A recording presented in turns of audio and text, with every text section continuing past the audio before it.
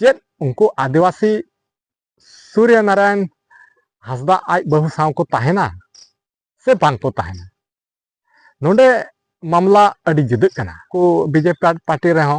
नोआ आधार ते नुकुआ आकुआ हो नोंडे हजू कना जे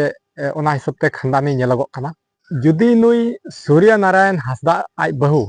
जुदी उन्हें घाटशिला रन उम्मीदवार उका दो JKLM पार्टी से खय तिंगु खाय तबे उनकुआ आवाज इनेगी ताहेना से उनकुआ आवाज फिर बदलोआ से फर्जी इनकाउंटर खय दो इनकाउंटर रे बदलो तकवा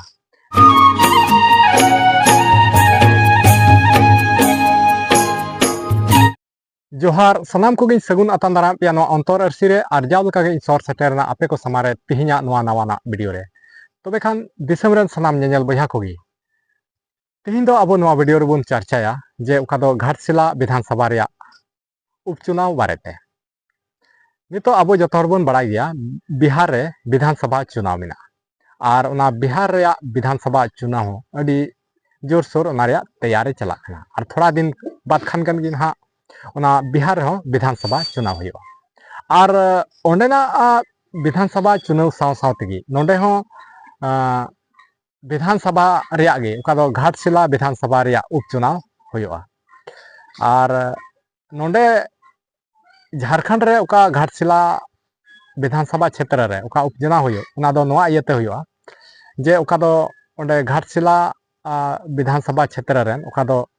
विधायक अकय दो रामदास सोरेन ताहेकन और उनी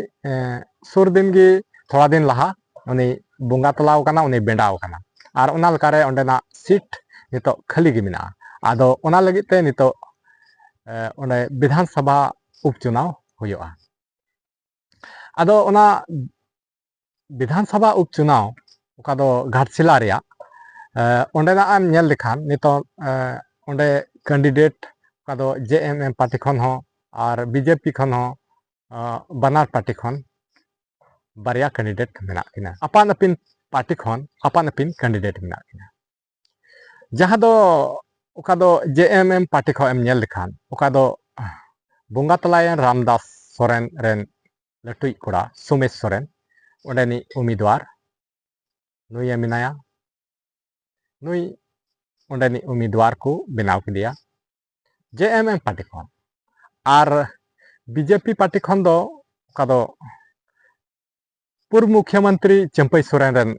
कोड़ा उका दो बाबूलाल सोरेन ओंडे नुई उम्मीदवार को बनाव किदिया BJP पार्टी खन आदो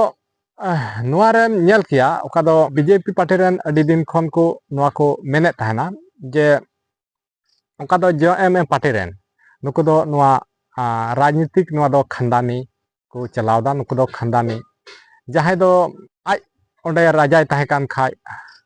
आरहों ओना जगह रे आज रेन कोड़ा गे आरहों राजाय बनावा और नुका उनको को मेने ताना नुका उनको खानदानी को नोआ राजनीतिक दो को बनाव कदा मेनखान नितो नेलगो कना उका दो BJP पार्टी रे हो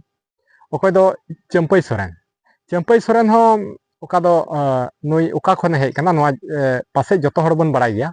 जे उका दो लहा दो नुई JMM पार्टी रे ताहे कना और उका दो JMM पार्टी रे उका नुई मुख्यमंत्री को बनाव दी और थोड़ा दिन बाद खय को अचो किदी ओना तेगी पासे आस्केतना और ओना आस्केत इया तेगी नोंडे दो JMM पार्टी खन BJP रे ते दर किदा से BJP रे उचरेना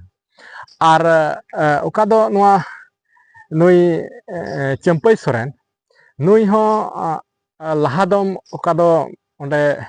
घाटशिला रे उका विधानसभा चुनाव हुई लेन उन रे हो आज रेन कोड़ा बाबूलाल सोरेन ने तिंगल दिया और मेनखान नुई रामदास सोरेन ठेने हरा उचुलना आदो नित हो नुई आज रेन कोड़ा गी उम्मीदवार ओंडे बनाव कादिया और हानते JMM पार्टी खन उका दो रामदास सोरेन रेन लटुई कोड़ा सुमेश सोरेन हालांकि नोडे नेलोगो कना उका दो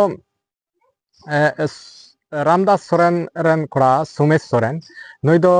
नित हबी जहान विधायक पद रे बाय तिंगु लगाव कना लहा दो में तिंगु कना और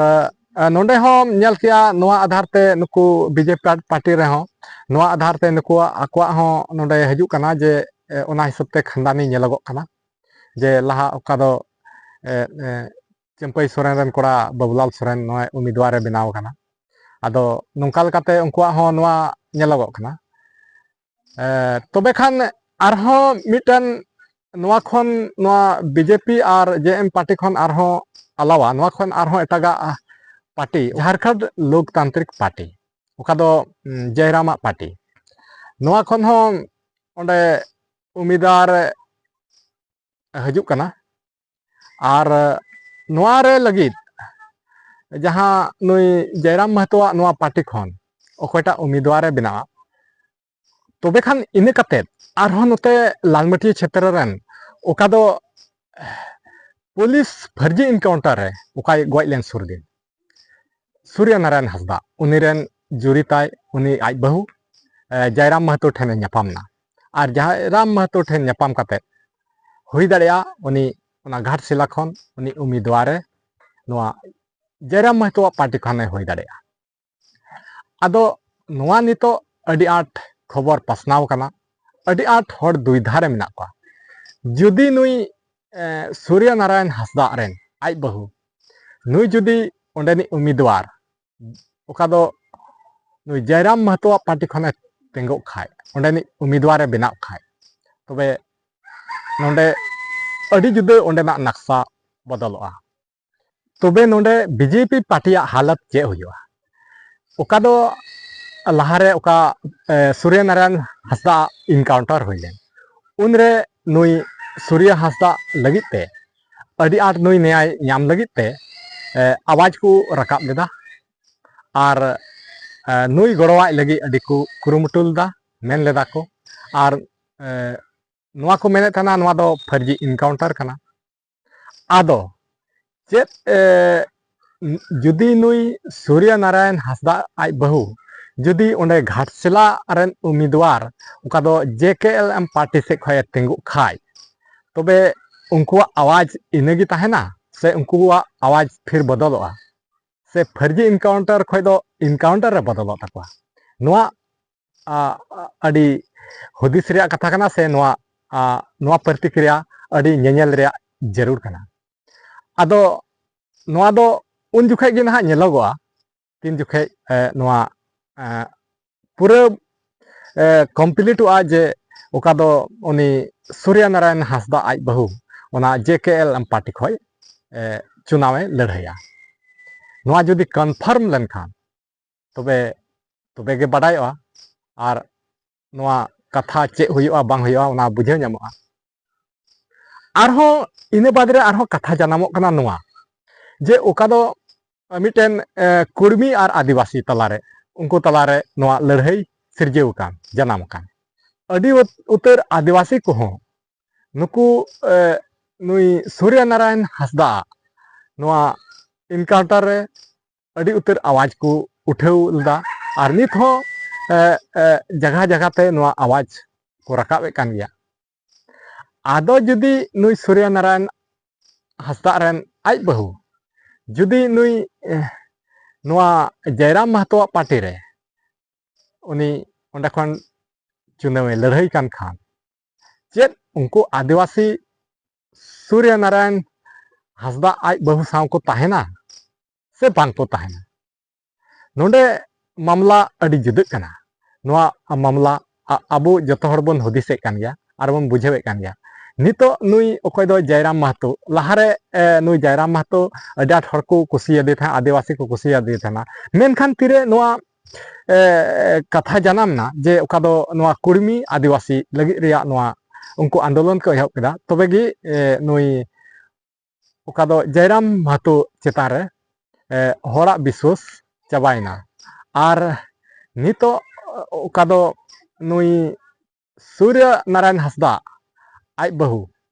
नुया ओका दुख बेड़ा रे उनको अडी दुख को बुझेवले से और उनी साव रे को ताहे कान चे नित हो जुदी उनी जयराम महतो पार्टी रे ओंडे खन चुनाव लड़ाई का चे उनी सावते को ताहेना से बांग को ताहेना नोआ हो अडी नेनेल रिया विषय कना और नोआ चे प्रतिक्रिया होयोगा नोआ आबो नेनेल रिया अडी जरूर कना नोआ दो तबे गे बुझेवा जब उनी सूर्य नारायण हांसदा रेन बहु उनी उना जयराम महतो पार्टी खन उम्मीदवार ओंडे घाटशिला रे तिंगुआ आदो नोआ अबो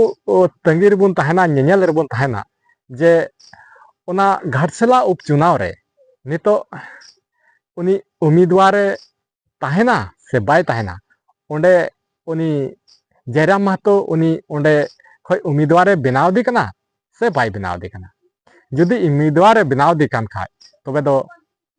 अब बन बुझाव दाड़े कान गया और आपे जतो हर पे बुझाव कान गया चे हुयु लगित ओंडे आदो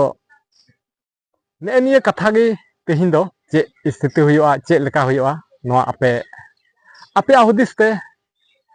आपे हो कमेंट रे लई ताबन पे और नोआ दो इnye ओपिनियन से इnye